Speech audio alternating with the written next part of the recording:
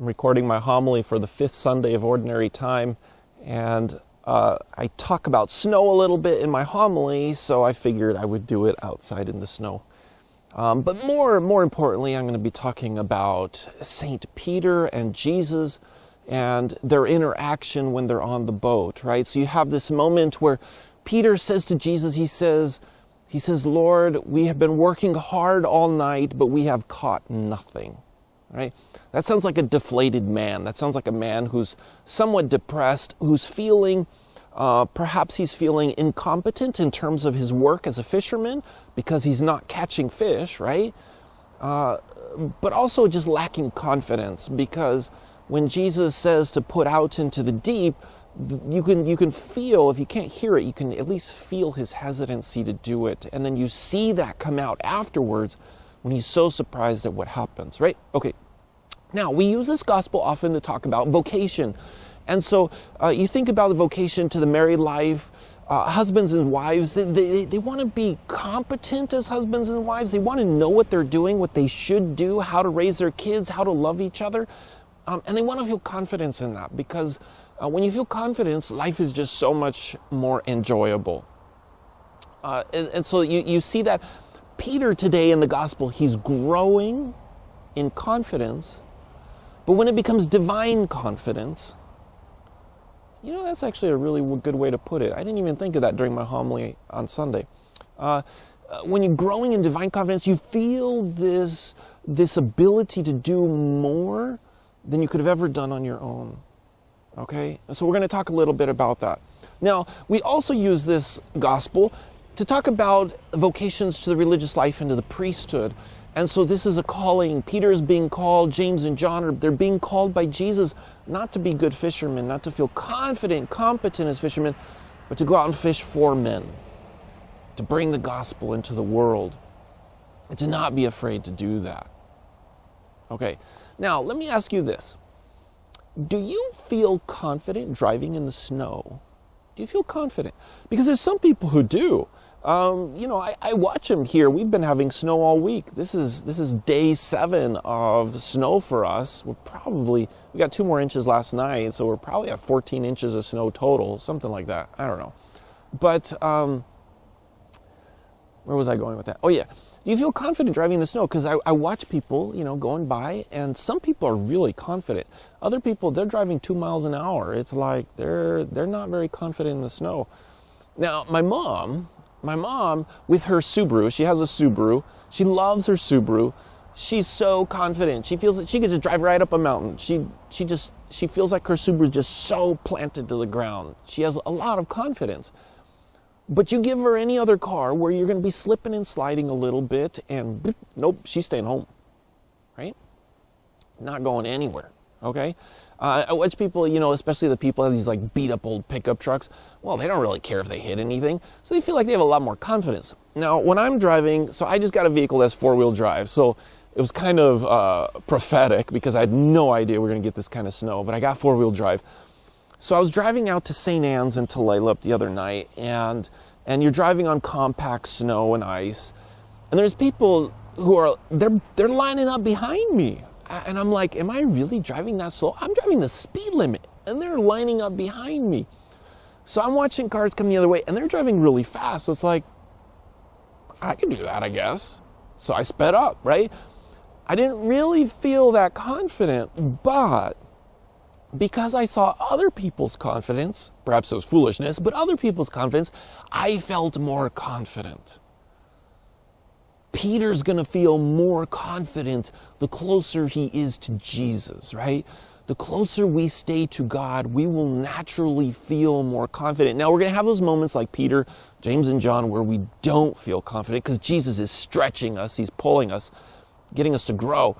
But the more we press into Jesus, the more confident we will be in our faith. Okay? Now, I'm going to review my homilies from the last 3 weeks. This is a long homily, so get comfortable. Okay, I'm going to review my homilies from the last 3 weeks, just to put a context on this. So 3 weeks ago, I talked about quiet confidence, otherwise known as meekness. Now, this is a person, they're never going to be the life of the party, But when things are serious, when you need somebody to speak up, and it's time to speak, and you don't need someone who's afraid to do what's necessary, this is the person you want, right? So just because they're quiet doesn't mean they're shy, doesn't mean they're timid, doesn't mean they're introverted. It just means they know when to speak and they know when not to speak. They know when to act and when not to act. And they're not going to draw attention to themselves. They're very meek that way, okay? But they're also, it's like they see what needs to be done and they're going to do it. Okay, that's quiet confidence. Now, the homily after that was joyful confidence. So this is confidence where even when there's opposition, even when people are saying, we don't want your message, we don't want you, we don't want what you have, you can still feel joyful about it because you know you're doing what's right. You know you're saying what's right. And you're doing it out of love for them, even if they don't like you, right? So I use the example of a child who's throwing a temper tantrum, and they may be saying they hate you, and you just hug them, right? Because you know that your love for them is greater than any emotions, anything they're feeling in that moment, okay? And to have that in the world, that's what the saints had. It's like somebody comes along and says, well, we hate you as Christians, and they just give them a big hug. Maybe not literally, but spiritually, right? So their love is greater, which brings joyful confidence. Okay. Last week I talked about spiritual insanity, and this is where our confidence needs to be able to overcome the spiritual insanity in our world. And spiritual insanity is when we try to kill love, whatever form that takes. I use the example of abortion, killing an innocent child. It's when we try to kill love, okay? The spiritual insanity. And so we need confidence to be present in our world when we have instances like that. Now, there's another moral issue that I want to talk about. I'm not going to do it today, okay? I'm just going to bring it up to use it as an example where we need confidence. I'll talk about it another day. So I was reading an article online. It was in the Arlington newspaper. Arlington is just north of us here in Marysville. And they're talking about the Marysville School District and their new policies on gender identity issues, right? So I'm reading the article, and it's giving some of the new policies that I believe, if I understood it correctly, are going to be implemented in the Marysville School District. But towards the end of the article, it also gave some of the policies of our state superintendent for schools in the state, for public schools, gave some of their policies. Now, I have to say, reading some of those policies were quite disturbing and surprising. But some of the policies in our Marysville School District also seemed, it's like, I'm not sure the parents understand the ramifications of some of these policies, especially in our Hispanic community. I'm not sure they really understand what's going to be happening. Now, as I was thinking about what should be done, what should be said, I can't say I felt a lot of confidence. I felt some, but I thought, wouldn't it be good if we formed a committee? I get some of our parents who got kids in the public school district. What if we got together and we just started learning the issue? We just started studying it from our faith perspective, but also just from our humanity, the perspective of humanity. So we just start studying it and then present a voice that I think would be helpful. Because I'm not sure that voice is there right now. So if I were to ask you, this is hypothetical, if I were to ask you to be on this committee to study gender identity issues and then present a voice to the public, knowing that we might not be received well, would you do it? Would you feel confident? Would you feel competent? Okay? So getting to a point where we can feel confident and competent. And this is where Peter, James, and John are going to have to grow in order to be able to become those disciples, right? But the closer they are to Jesus, the more confident and competent they would become in that. Now, I'm going to use an example. Okay, a number of years ago, long before I was a priest, when my family had first moved to Washington State from Texas, we didn't know how to drive in the snow. We lived in Texas. Well, anyways, one day we go to Mass. So we were going to St. Philomena's Church in Des Moines, down in Des Moines, Washington, okay? St. Philomena Church is surrounded by some hills, and if you live, what direction is that? If you live east of the church, I think it's east of the church, you have to go uphill. There's no way to get back without going uphill. Well, anyways, we go to Mass. There is not a flake of snow in the air, not a flake of snow on the ground. So we go into Mass. Well, we come out of Mass, and there's a ton of snow. It's like it just dumped snow during Mass.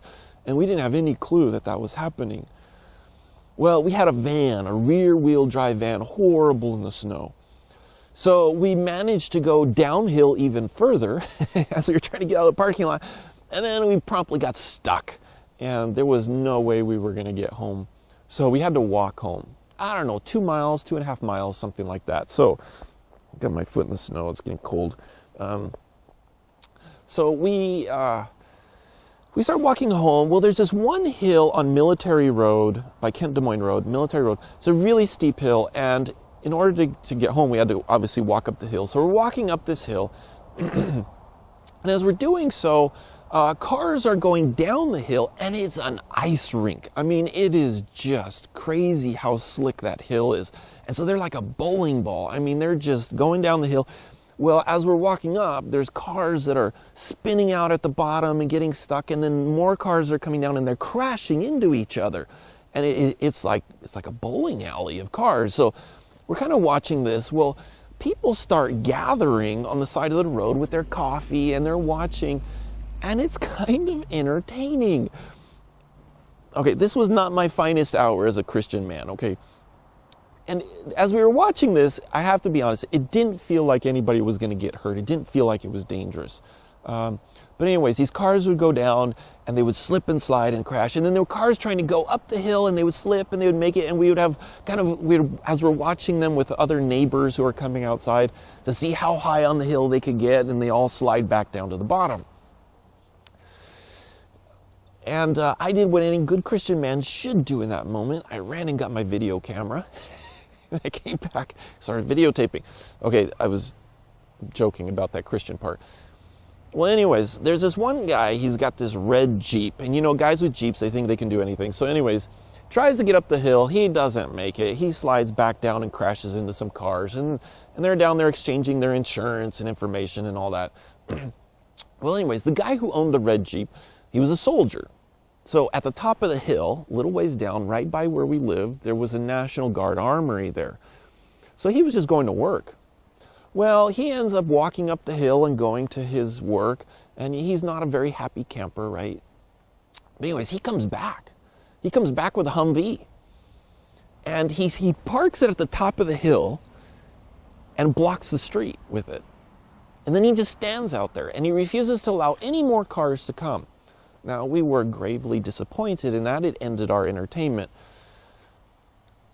But we were not nearly as angry as the people he was turning around. I mean, they were mad. They were like, they didn't understand this. They didn't understand what was on the other side of that hill. They didn't understand how dangerous it was.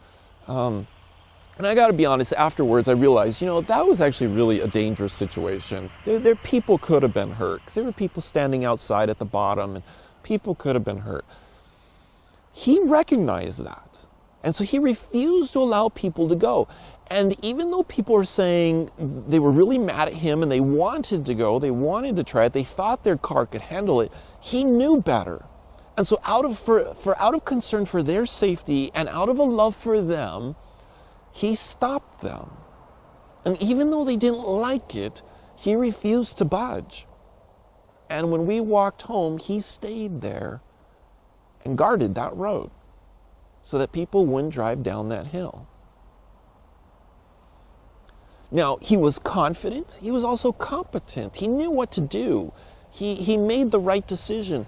And when we went home, I never forgot that. And I remember thinking to myself, I want that.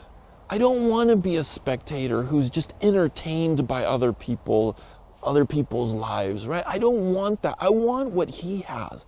I want confidence to do the right thing. Even when people don't realize that you're really doing it out of love for them, I want that confidence and that competency to do the right thing, right? And to do it out of love for people, for my neighbor. And I think that's what Jesus Christ wants to give us also. He wants us to have that kind of confidence. Okay? Now, one other little story. So I'm reading a book right now called The Pope and the CEO. And so the Pope and the CEO, this is a former Swiss guard. So you know the guards in the Vatican who wear those funny colored outfits, and they're the guards from Switzerland who are in the Swiss army, and they apply to become guards for the Pope. And so they'll serve a tour over in the Vatican protecting the Pope. Well, the gentleman who wrote this book was one of those Swiss guards back in the 1980s. And so the Pope he was guarding was Pope John Paul II. Well, he relays a bunch of stories of things that he learned just by watching Pope John Paul II. You see, here's the theme of my homilies, is when you see confidence, it gives you confidence. And when you see competency, it gives you competency because you learn from them. Well, this guy, after he left the Swiss Guard, he became a very, very successful CEO and businessman. And he talks about how he applied the things that he learned from Pope John Paul, just observing him and listening to him. And then he applied it to business. He just took what he saw and applied it to business. And from that, he became very confident and very competent in how to run a business as a good Catholic Christian man and be successful at it in the right sense, success in the right sense, right?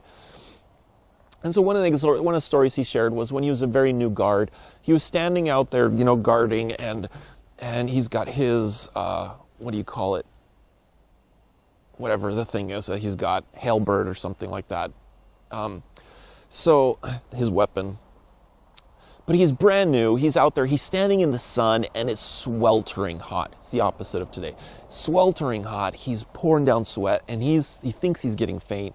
Well, along comes the Pope with his group of people, his entourage, and they're walking by, and so he's standing there, but he's just pouring down sweat, and he's just dying out there. Well, not thinking that anybody noticed, right? He's just out there.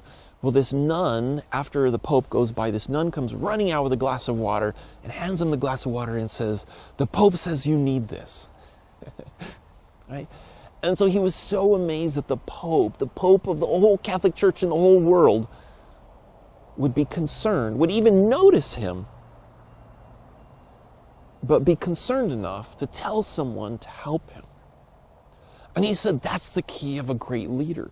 A great leader is not one who sees himself over others, but sees them noticing everything, noticing others, noticing what's the right thing to do, right? He was so impressed by that. And he says, in the business world, it's really hard sometimes to be a good Christian man. And you have to be able to bring your faith into it. Otherwise, the business world will destroy you. If you become consumed with money, it'll destroy you. And so he talks about all these little examples where just being close to the Pope, he became able to live his faith much more fully. So being close to Jesus Christ, staying close to him, our ability to become confident and competent, and then when we're in a situation where the world does not want to hear what we have to say, we can still say it, and we can say it with love for them. All right. God bless you. I'll see you next time.